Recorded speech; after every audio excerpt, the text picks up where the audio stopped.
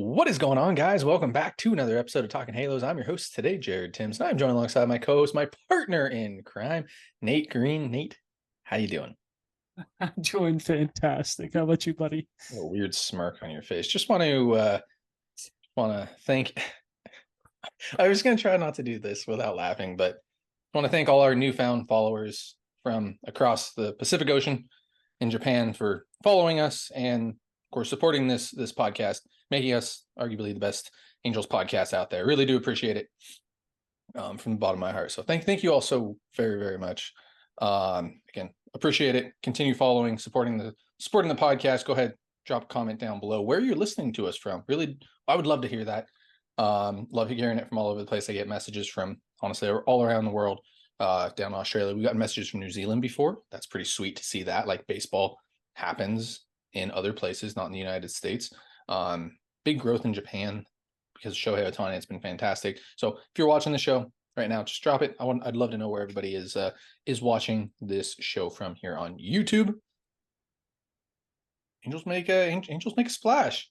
Win 3 of 4 in a series against a good team. Good playoff contender. I wouldn't maybe not call them a good team, but contending for a playoff spot. They're kind of out of it now. I think the Angels kind of yeah, no, they're done. In a sense, huh?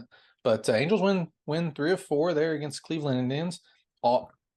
Always fun to see the Angels win. I'm all for it. I love it. However, like the basketball football side of me comes out and says, like, man, I'd really like to see them tank for a better draft pick, even with the draft lottery, whatever you want to say. Like, personally, I'd like to see them lose a little bit more games so that I can see a better draft pick. But I also cover the draft. I also do all that stuff. So that's a little more fun for me. Then seeing the Angels win, and I air quote meaningless games right now because the games don't mean much. But it's good to see a lot of the young guys out there. We already talked Kyron Paris, Jordan Adams getting back out there again. Zach Neto's back and healthy, it seems like. Ben Joyce is back out there and healthy pitching. So it's good to see guys get a chance. Trey Cabbage, another guy getting an opportunity right now, trying to make the big league. He's getting an opportunity to try to make the big league roster next year. I thought he got sent down, but he was getting an opportunity until he got sent down. So, you got anything to take away from this series? I don't think you watched. Brett Phillips comes back up. We start winning games, baby. Unbelievable. You bring up an absolute spark plug like that. Yeah, no, I had to. Hell of a job there. Hell of a job. Unbelievable though. Actually, honestly, like, Brett Phillips was kind of getting hot down the minors too. I of course followed the minors, but he did a couple home runs, and he did. He connected on that ball. I'm not gonna lie, like, that's a good little poke for Brett Phillips there. He doesn't have a lot of power. But if you don't have anything you want to take away from that series, let's get on to the conversation that really matters, that we want to talk about, and that is Mike Trout. Came out from Bob Nightingale. We can get into this. I'm not going to preface this. Came out from Bob Nightingale over the weekend, late last week, that the Angels perhaps are open to trading Mike Trout if he agrees to a trade. The exact quote here from Bob Nightingale, the Los Angeles Angels, perhaps, and I'm going to continue to say perhaps big time there, for the first time are open to trading all-star outfielder Mike Trout if he indicates to them that he wants out. Trout has exclusive no-trade rights and said recently that he wants to have a private conversation with the front office and ownership about their direction. Initial thoughts here, Nate. How you feeling on that? This is completely irresponsible. Whoever leaked this needs to be fired immediately. Anyone who was part of this leak needs to be fired. This is uncalled for 100%, and whoever it was should never have a job in baseball again, because this is 100% uncalled for. I was going a different direction and saying that this. Wow, you're on one today. I think that this quote actually is not being read correctly. I don't know if anything was leaked either, because it doesn't say like the org said this or like a source close to Mike Trout. It just seems like speculation from Bob Nightingale saying like, Well, perhaps the then Angels are Bob is open. already my least favorite reporter on the face of the earth. So if this is Bob just making things up to be Bob, then Bob should not have a job anymore either, because this is completely irresponsible from It's everyone. it's like it's Mike Trout signed the 12-year contract. He has the right to say, now if Mike Trout came out today and said, "Hey, you know what? I want to trade. I'm done with this, joke of an organization." Totally fine. That's a different story. But anyone else putting words in Mike Trout's mouth after he already signed a 12-year contract and he has the no trade clause, all of that, completely irresponsible. So whoever's doing this should not have a job in baseball ever again. I agree with you. I mean Jacob Cisneros, shout out, is getting to you here a little bit for you taking it a little bit soft on Rendon. I And told you I was ready to piss people off. I know, I know. Okay, real quick, like I know you're pissed off. I want to break like everything down here real quick. I think that this has been taken out of context, very similar to, and everybody will hate me if I don't compare it, very similar to the Shohei Ohtani side of stuff, right? Like we heard about it for years, not even years, like the past 2 years. It was like, well, they could trade Ohtani. They might trade Ohtani. Like who knows how Yeah, but actual. Shohei Ohtani has not signed a 10-year No, contract with no, the Angels to stay here long term. yes, Shohei Ohtani does not have a no trade clause saying whether he can be traded or not. This is 100% uncalled for. Mike Trout is the one who should be making this dialogue. If Mike Trout wants to be traded, let him make the demand. that's Don't fine. be putting words in Mike Trout's mouth, because now you have Angel fans going, "Great, if he doesn't want to be here, get out of here." Right? Yeah, no, that's very true. That's what people, It's and like, that's yeah, 100% uncalled for. That's 100% uncalled for, because Mike Trout has not said that. Mike Trout actually every offseason for the last 6 off seasons or so, maybe even a little bit longer than that, has said, "I'm going to be in a meeting with Artie and the front office it's because I want to be a part of the direction that this thing yep, is going. I yep, want to know where we're going. Are we going to go after Aaron Nola? I want to be on the phone with Aaron Nola trying to recruit him. Are we going to be going after fill in the blank with whoever you want? I want to be on the phone trying to help recruit guys because I want to win baseball games here. That's yep, why I signed a 12-year contract to stay here. That's why I have the no trade clause to stay here." Now it's yeah, totally different if Mike Trout comes out and says, "You know what, I want to go to an org," and honestly, he has every right to say, "Here are the 4 orgs that I want to go to. I want to go to the Yankees. I want to go to the Phillies. I want to go to the Dodgers. I want to go to the Braves. Whatever 4 teams he wants to go to, because obviously he would want to win if he does that." Then he has every right to tell the Angels, "These are the only 4 teams I'm going to.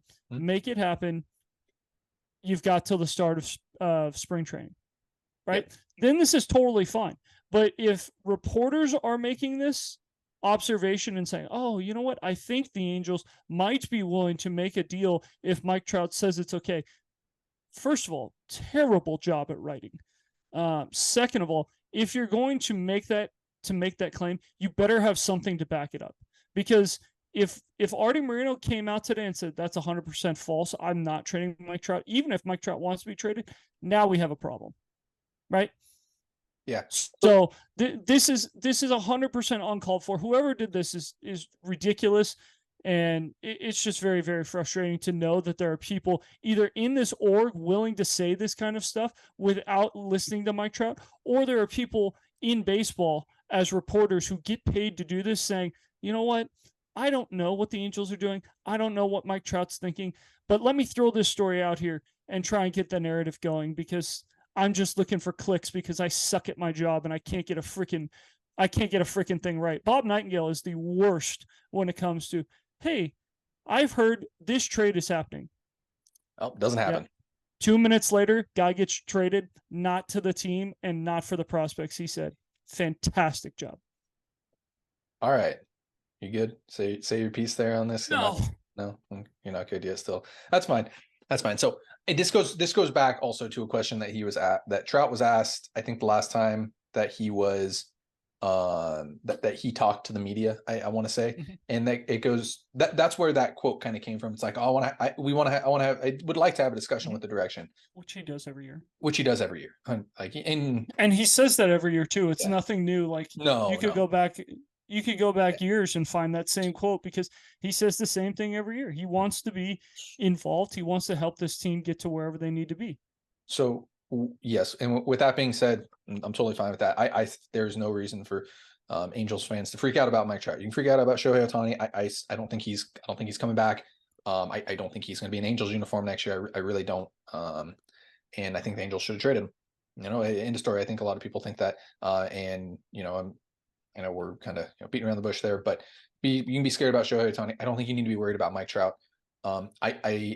I think, and only Mike Trout knows this, obviously, but I think when it comes to Mike Trout, he wants to be one of those guys that has been in the same uniform his entire career. And Nate, you and I kind of talked about this off the record. There have only been a handful of guys that have really, really done it. I mean, one of the first guys that comes to mind for me is a guy like Derek Jeter, who Mike Trout grew up, really liking a lot. Guy like Derek Jeter. Cal Ripken Jr. is another guy who stayed at the same org. Actually, in a sense, a very similar situation to Mike Trout, and I think ends up having a very similar career as Mike Trout. To be honest, when Cal Ripken didn't miss a game, but yeah, you get what I'm saying. Very similar situation, like in a Baltimore with the Orioles, that were not all that good of a team. Like had a good team around him and things like that. Like very similar. Ernie Banks is another one that comes to mind. Ted Williams. Like there are some guys that have done that. There's a handful of guys. I think there was 5 in the top 30 Fangraphs WAR that were on the same team their entire career. So it does not happen very often where a guy stays, that is a Hall of Fame caliber player, stays on the same team his entire career. So I think that's one side of what Mike Trout wants to do. However, looking at the other side, and again, I say that last part, kind of thinking that Mike Trout is probably going to stay, be loyal. There is a side of me that says, like, hey, Mike Trout has, in a sense, given his 1000% to the Angels. And with the way this direction, and with the direction this organization is going right now, you can see that, this team might not compete for a couple of years, and Mike Trout's getting a little older, 32, if they don't compete for another 3, 4, 5 years, if they go out and they get another GM, they have to start the cycle again, which seems like might end up happening again. They have to get a new manager. You have to start developing from the farm system again, which it looks like is happening right now. You say another 4 or 5 years before they can realistically make it to the playoffs with the core that they have right now. Mike Trout's 37, 38 at that point, right? Before we think he can possibly get to the playoffs again. Now, granted, and we'll talk about this when the season's over, there are some ways that the Angels can start to build towards a contender next season into the next couple seasons. Far-fetched, but could possibly happen. There's a side of me that says, like, hey, Mike, you've been great to this organization. Like, we don't owe you anything at all. Like, we appreciate what you've done, but like, we'll allow this. Like, we want you to go, win, and if that's what you want to do, we'll do it, now, and we'll probably talk about this in the offseason a little bit too. A Mike Trout trade, I have no idea where anybody stands on that. Like, health wise, value wise, what you get in return, it still doesn't make a lot of sense. It's like a Shohei Ohtani trade. It doesn't make a lot of sense any way you look at it. Like, you're not getting enough back. You're not getting a lot. You're getting too much back. It just doesn't make a lot of sense to me value wise to trade Mike Trout at the end of the day. But I think after everything, I think if Mike Trout wants to go, you gotta let him go. And it's an unfortunate thing. It's the same thing as Shohei Ohtani. It's like, if Shohei Ohtani doesn't want to come back and re-sign and play with Mike Trout and the Angels and be that guy who's been in the same org his entire career, that's fine. So be it. But same thing goes with Mike Trout. Like, you've kind of earned the right. That's the difference. That's the difference. Mike Trout has to make that call himself. Like, if you're the Angels, you're not calling other teams saying, "Hey, we're making Mike Trout available." No, the only person making Mike Trout available is Mike Trout. Yeah, because he has a no trade clause. Like, there's really no point to even start the conversation without talking to Mike and making sure he wants this. So, I agree. I don't agree with I don't you think it's true at all. I don't think Mike wants this. Like, I think that if he comes out and says it, totally different story. Which he hasn't even said then anything. It's totally fine. No, but this needs to be his narrative. Like, it's the same thing when Tom Brady retired, right? Tom Brady did not get to set the narrative the first time he retired. Somebody leaked it before he retires and then unretires, comes back for one more year, and then he gets to say it himself and says, "I'm retiring." Right? Guys that are that big of superstars, they should be able to set the narrative, especially when they're the ones who are signing these type of contracts and asking for long-term commitments from guys. Different story. If it's a 1 year deal, if there's a no trade, if there's not a no trade clause, things like that, then fine. Be willing to move guys. But if you're signing a guy to a 8, 10, 12 year contract with a no trade clause, like, the word trade should not come out of your mouth unless the guy wants to be traded and he says, "Hey, please look at trading me." And if you can't find anything, that's fine. But I'm hoping that you find something suitable. Here are the 8 teams that I would sign with, or here's the 8 teams I would agree to a trade to. The next thing, I disagree. It's a 5 year rebuild. The Cubs rebuilt it in 2 years. I just watched the Chicago Cubs rebuild an absolute disaster in 2 years. And not only did they rebuild an absolute disaster, they only got one top 100 prospect after trading away what would essentially be probably the greatest Cubs players of this decade, easily. You have Rizzo, Bryant, Baez, and they haven't really worked out other places, but as Cubs, those guys were fantastic. And you got one top 100 prospect. Shout out to Pete Crow Armstrong on making his major league debut tomorrow. SoCal kid from Harvard Westlake. So shout out to him. But I just watched the Chicago Cubs completely rebuild it in 2 years. All they had to do was wait for the Jason Hayward contract to be off, and they replaced it with some really good contracts. I'm not a big fan of Dansby Swanson, but he's been great for them this year. They took a chance on Cody Bellinger. It worked out great. Marcus Stroman works out for them as well. And they just seem to be pushing the right buttons at the right times. And hold on. Wait. Pushing the right buttons at the right time. Yeah, I know. When was the last time the Angels have pushed any right buttons at any right times? To be fair, they haven't really had a competent GM in a long time. So the Cubs do have the Cubs had a competent GM, and then they handed it off to another competent GM, someone who learned under him. So yes, it's different in Chicago because there was a guy who knew exactly what he was doing, decided to call it quits, and gave it off to someone who knew exactly what he was doing. So that is the one thing. But when you're talking rebuild, you're talking that your guy's going to make the best possible decisions, because no one is going out there expecting their GM to go out there and completely mess everything up. Yeah. If they do, they weren't right for the job. But no one's going out there going, "Oh man, I really hope Perry goes out there and makes the worst possible moves, because that's what's best for this franchise." No, every time you're talking rebuild, you're thinking, hey, you're going to go out there, you're going to find the next ace of this franchise, you're going to find the next shortstop of this franchise, you're going to find that next superstar. That's what everyone hopes for in a rebuild. So 2-3 years, yeah, he's 34, 35.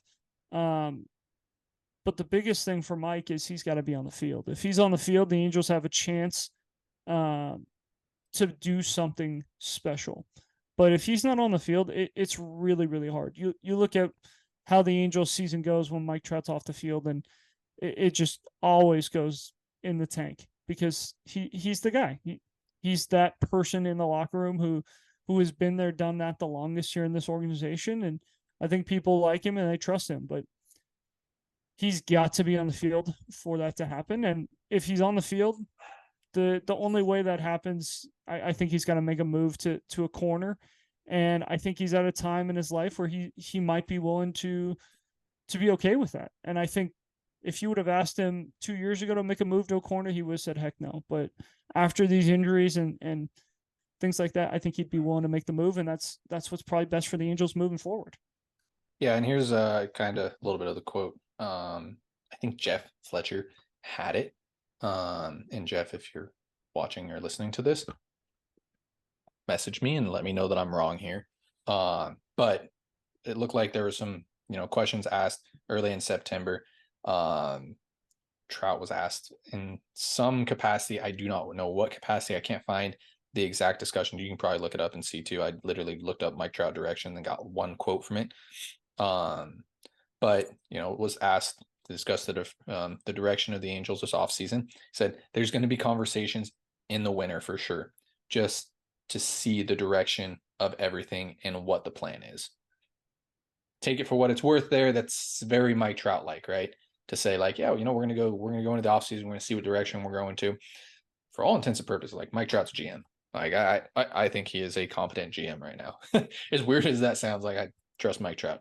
And then he followed up saying, somebody asked him on if he would request a trade. Adamantly, I'm not even gonna comment on that. Like again, very Mike Trout like. So take what you want away from it. I think Jeff Fletcher had it. And Jeff, if you're listening, just shoot me a message and say, like, Jared, you had this all wrong. But that sounds, very, very much so like, what's going on there? A typical Mike Trout offseason, trying to get better. I'm sure trying to stay healthy. And I highly doubt we see him in another uniform this next season, to be honest. If there's a chance, it's a 1% chance. Not going to say the 0% chance, but it's a 1% chance. Like I think 99% chance he's an Angel next year. I'm not even going to give percentage chance out there just because, like I said, this is Mike Trout's story. If Mike Trout wants to be traded, he can be traded. If not, then he doesn't want to. So this is completely up to him. And if that's what he wants, then more power to him. If he wants to stick it out and try and help the Angels right the ship, awesome. But this team definitely needs some help in this offseason, and we'll see. It needs a lot of help, and I'm hoping that this is the first time we do things correctly with getting rid of a GM and a manager in the same time, because we have yet to have a new GM come in with a new manager at the exact same time. So that is something that needs to happen. Off-season discussions. All right. With all that being said, guys, thank you so much for listening to the podcast here at Talking Halos. Again, you can follow us on all our social medias, Twitter, Instagram, and Facebook. Just look us up at Talking Halos. You can follow myself on Twitter at Jared_Tims, not Jared_Tims. Don't go follow that one. I don't know who made that, but don't follow Jared_Tims. Jared_Tims. Nate at Nate Green 34. Guys, thank you so much for listening. Have a great rest of your day.